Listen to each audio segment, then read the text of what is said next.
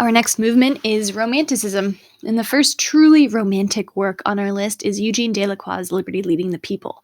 Before we get into that, though, let's cover what exactly Romanticism means and the background of the multiple revolutions happening in France around this time. First, Romanticism. Remember our pendulum that swings back and forth.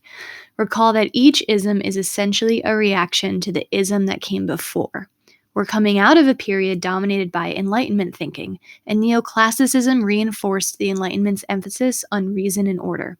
But with Romanticism, the pendulum swings. The artists react to Enlightenment thinking and go the other direction. No, they say, it's not reason and order that help us to understand the world, it's our senses and our emotions. Take this quote by the Romantic artist Eugene Delacroix. If by Romanticism one means the free manifestation of my personal impulses, distancing myself from the rules set in schools, and my distaste for the recipes of the academy, I must confess that not only am I a romantic, I was from the age of 15. Romanticism is not only a fine art movement, but also a movement within literature, music, and architecture. Overall, what we're seeing is a push towards imagination, experimentation, and originality. We're seeing artists basing works off of direct observation, experience, and feeling. So, how and why did Romanticism come about? Of course, thanks in large part to the idealism found within the French Revolution. Individuals began embracing struggles for freedom and equality with a focus on justice. You might even look at society today and recognize Romanticism in social justice warriors. Let's take a look at our first work. Our first work is by artist Eugene Delacroix. He's been described as being an artist passionate about passion. His life story is pretty typical. He began drawing at a young age and went to school specifically to learn art. He was trained in the style of Jacques-Louis David, remember Oath of the Horatii. This actually makes a lot of sense because David's work paved the way for the French Revolution of the 1780s, and Delacroix must have internalized some of David's ideologies, but soon started to rebel against that specific style of painting. So we're going to take a look at how he rebelled. His best-known work, Liberty Leading the People. It depicts the July Revolution of 1830, which happened in France. Think Les Miserables, everyone. Here we have a large oil painting on canvas. At first, it probably appears extremely chaotic. There are people moving in different directions, bodies lying on diagonals, smoke, weapons, violence everywhere. However, we do have a pretty clear pyramidal composition with Our Lady at the top. Who is this lady? The personification of liberty, the personification of France. Remember a similar depiction of this personification from our Rubens work? Surrounding her, though, we have people from all different classes, races, and professions.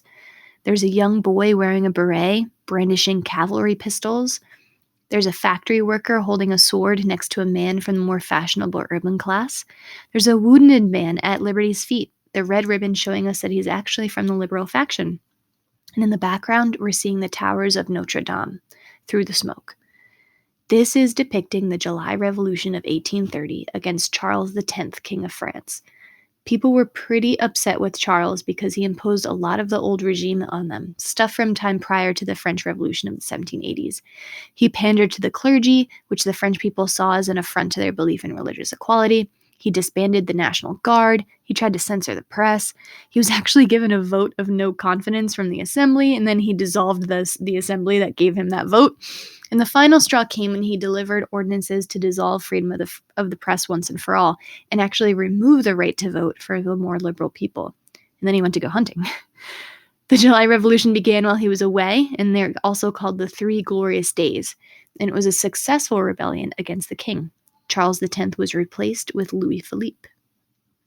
Delacroix said, "I have undertaken a modern subject, a barricade, and although I may not have fought for my country, at least I shall have painted for her.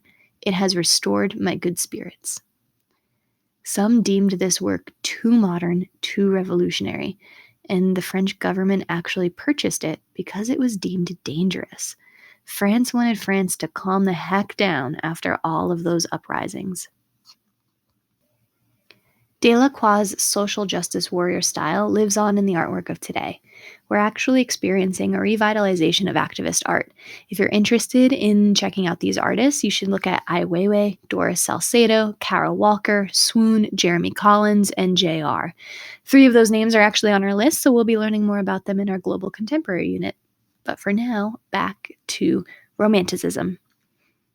Romantic painters were involved in painting scenes of justice, yes, but they were also into depicting scenes of nature. Remember, romanticists are all about observation and experiencing things with their senses, so landscapes fit. Artists wanted to be out in nature. Specifically, though, they were obsessed with this feeling called the sublime. No, not that ska reggae band. A new vocab term. The sublime refers to a feeling of terror or awe in the face of nature. Traditionally, when we think of the word terror, you might think of horror. No, this is not horror. Terror is a sense of fear and powerlessness when confronted with the power of the natural world. You've probably felt this. You've probably been taken by a wave in the ocean when you go tumbling all around and you can't figure out which way is up. Some of you maybe have been even taken by a rip current before, which is even scarier. Perhaps you've felt an earthquake, or maybe you've just watched the movie 2012. Or maybe some of you have experienced a spreading virus that we don't yet have a cure for. Who's to say? Romantics wanted to express this simultaneous feeling of awe, terror, and grandeur, this sense of powerlessness. They called it the sublime. Our next work is one of my favorite works, and it was painted by one of my favorite artists, J.M.W. Turner, Joseph Mallard William Turner. Turner also has a typical artist's story for back in the 1800s. Talented at drawing, apprenticed for another more established artist as a child, and was eventually accepted into the Royal Academy of Art. While there, he studied perspective and architecture. Much of his early work features architecture, and his skill is apparent. He also worked primarily in watercolor throughout his time at school, and eventually became an associate of the Royal Academy and taught perspective and architecture painting. His early work is rather precise. It's also rather boring. His later work, though, is something entirely different. He began experimenting, and this is why Turner is one of my favorite artists. He began pushing the boundaries of realism and abstraction about 50 years prior to other European artists. The work you're about to see is one of the only artworks that has ever stopped me in my tracks at a museum. This is the work that unlocked art history for me, and it's in the Museum of Fine Arts in Boston, which is where my art history classes were held. Side note, if you love art history and wish to study it, you should go to a city. Your art history class will literally be in the city's art museum. We always met in the same section in front of Paul Gauguin's work that we'll cover soon. My first time walking through towards the Gauguin, I glanced to my left and I saw this work by Turner. It's called Slave Ship. It's not that big, but the vivid colors got me, and I actually stopped, and I hardly ever stop in museums. I love art museums, but I am a terrible museum goer. Some people are picky eaters, but I am a picky museum goer. I walk into a museum room, look around, and if something doesn't grab my attention, I just keep walking. This is also why I have to walk around museums alone. I can't get caught with somebody who walks too slowly and stops to appreciate every little thing. Regardless, I stopped. The colors drew me in, and as I got closer, I began to see the true terror and horror that is Slave Ship. In order to talk about Turner's work, it's appropriate to have some contextual information about England and the slave trade. England was at the forefront of slavery and traded over 10 million human lives. The anti-slavery movement began there back in the 1690s. However, slaves were not freed until the 1830s and 1840s. There were many, many people in vocal opposition to the slave trade and attempted to bring light to these injustices, as Romantic writers and artists were wont to do. Turner's work is depicting a true story, a story that he first read in a book called The History and Abolition of the Slave Trade by Thomas Clarkson. It tells the story of a slave ship called the Zong from 1781. Back in this time, slaves were insured against accidental drowning, but not sickness. This means that the captain of the ship would receive an insurance payout if a slave accidentally drowned, but would not receive money if the slave died of sickness. The captain recognized that a huge storm was about to hit their ship and saw an opportunity to cash in. He threw 133 slaves overboard, shackles and all, to drown, so that he could collect his insurance payouts.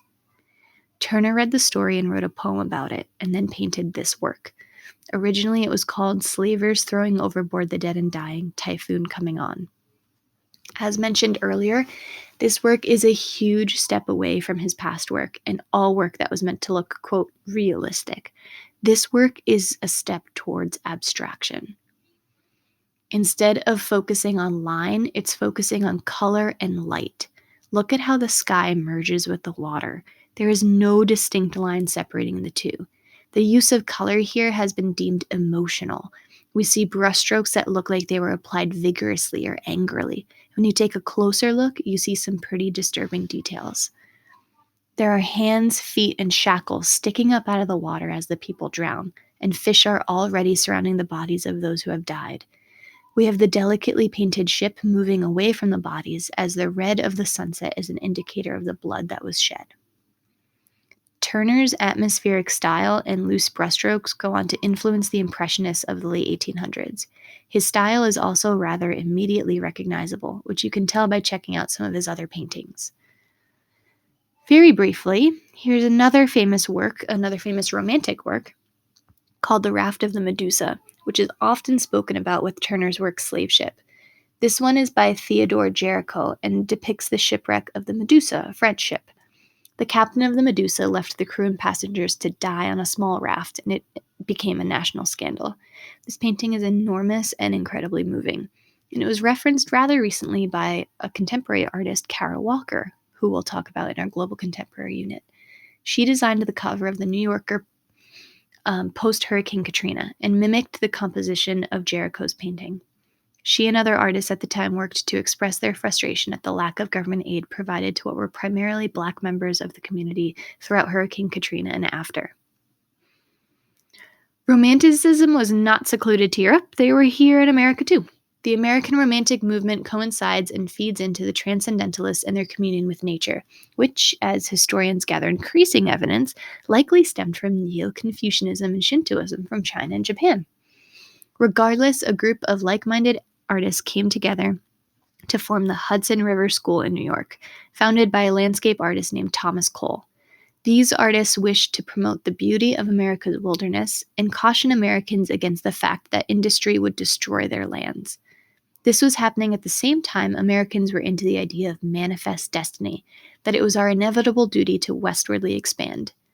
The Hudson River School in New York was created as a place for artists to work and create artwork that promoted the idea of conservation, that these lands should be protected and conserved. Look at some of Cole's paintings. They are stunning and huge. They are enormous. They are so realistic and so big that you truly feel a part of them and overtaken by them. Our work by Cole is called The Oxbow. It's at the Met. In fact, the Hudson River School is not that far from here. There's a museum, an artist walk. You can even visit some of the artists' houses and former studio spaces. It's up by Storm King, which is where we went in the fall. The Oxbow was painted in 1836. It's oil on canvas and is American Romanticism. Cole painted this in response to development of American land. Take a look at the painting. It is a landscape. You're like, good job, so we know it's a landscape. We appear to be on a ridge or hill overlooking a bend in the Connecticut River. Bends like these are called oxbows. On the right-hand side, we see developed land, and on the left-hand side, we see wilderness and a storm. Is the storm coming or is the storm going? It's difficult to tell. What is evidence is that the storm represents change. We're not sure which way the wind will blow. Cole is asking us, or maybe even forcing us, to make a decision. Were these resources put here for us to use? What happens when we deplete this natural resource? Do we go the transcendentalist route and respect nature? Or, as the transcendentalist thought, is God found in nature? Shall we coexist with it instead of using it? Or is there some sort of happy medium? Guys, this was in the 1830s. We're reckoning with how much we've depleted natural resources and screwed up the earth today, almost 200 years later. We're also having a very familiar conversation about national parks and conservation, almost 200 years later. The Oxbow is just as relevant today as it was back then, which is kind of crazy. One last thing, Cole snuck in a self-portrait.